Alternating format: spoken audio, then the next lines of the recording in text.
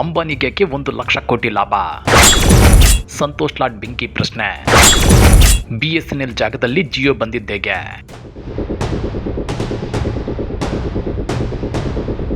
ಅಂಬಾನಿ ದೇಶದ ಅತ್ಯಂತ ಶ್ರೀಮಂತರಲ್ಲಿ ಒಬ್ಬರು.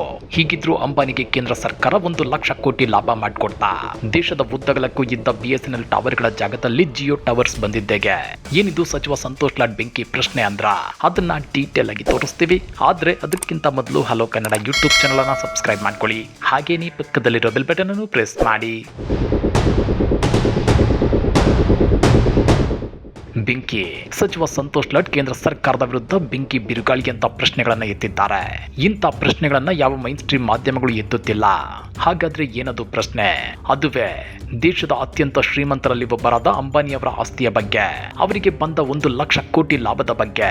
ಹೌದು ವೀಕ್ಷಕರೇ, ದೇಶದ ಅತ್ಯಂತ ಶ್ರೀಮಂತರಲ್ಲಿ ಒಬ್ಬರಾದ ಅಂಬಾನಿಯವರಿಗೆ 1,00,000 ಕೋಟಿ ರೂಪಾಯಿ ಲಾಭ ಮಾಡಿಕೊಟ್ಟಿದ್ದಾರೆ.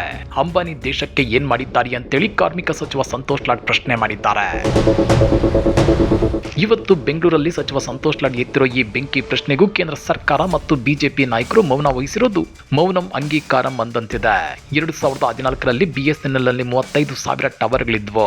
ಆ ಮೂಲಕ BSNL ಟಾಪ್ ಶ್ರೇಣಿಯಲ್ಲಿತ್ತು. ಆದ್ರೆ ಆನಂತರ ಜಿಯೋ ಬಂತು. 35,000 ಟವರ್ಗಳನ್ನ ಅಂಬಾನಿಯವರಿಗೆ ಕೊಟ್ಟು ಬಿಟ್ಟಿದ್ದಾರೆ. ಜಿಯೋ ಬಂದ ಮೇಲೆ BSNL ಎಲ್ಲಿಗೆ ಹೋಯ್ತು? ಇದಕ್ಕೆ ಯಾರು ಉತ್ತರ ಕೊಡ್ತಾರೆ ಅಂತೇಳಿ ಸಚಿವ ಸಂತೋಷ್ ಲಾಡ್ ಪ್ರಶ್ನೆ ಮಾಡಿದ್ದಾರೆ. ಪ್ರಧಾನಿಯವರು ಪುಟಿನ್ ಕರೆದುಕೊಂಡು ಬಂದು ಫೋಟೋ ತೆಗೆಸ್ಕೊಂಡ್ರೆ ಏನ್ ಲಾಭ ಬಂತು? ಅಮೆರಿಕ ಇರಾನ್ನಿಂದ ಆಯಿಲ್ ತಗೋಬಾರ್ದು ಅಂದ್ರು, ರಷ್ಯಾದಿಂದ ತಗೋಬಾರ್ದು ಅಂತ ಷರತ್ತು ಹಾಕಿದ್ದಾರೆ.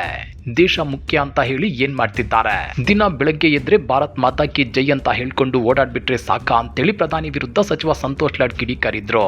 ಭಾರತ ಹಾಗೂ ಅಮೆರಿಕ ಒಪ್ಪಂದದಿಂದ ಯಾರಿಗೂ ಲಾಭವಿಲ್ಲ. ಈ ಮಧ್ಯೆಯೂ ಅಮೆರಿಕ ಒಪ್ಪಂದಕ್ಕೆ ಪ್ರಧಾನಿ ನರೇಂದ್ರ ಮೋದಿ ಒಪ್ಪುತ್ತಿದ್ದಾರೆ. ಆ ಮೂಲಕ ಅಮೆರಿಕ ಹೇಳಿದಂತೆ ನಾವು ಕೇಳುವಂತಹ ಸ್ಥಿತಿ ನಿರ್ಮಾಣವಾಗಿದೆ ಅಂತೇಳಿ ಕಾರ್ಮಿಕ ಸಚಿವ ಸಂತೋಷ್ ಲಾಡ್ ವಾಗ್ದಾಳಿ ನಡೆಸಿದ್ದಾರೆ. ಅಮೆರಿಕದಿಂದ ಭಾರತಕ್ಕೆ ಬರುವ ಯಾವ ವಸ್ತುಗಳಿಗೂ ಟ್ಯಾಕ್ಸ್ ಇಲ್ಲ. ರೈತರ ಉತ್ಪನ್ನಗಳಿಗೆ 0 ಟ್ಯಾಕ್ಸ್ ಹಾಕುತ್ತಿದ್ದು ರೈತರಿಗೆ ಇದರಿಂದ ತೊಂದರೆ ಆಗಲಿದೆ.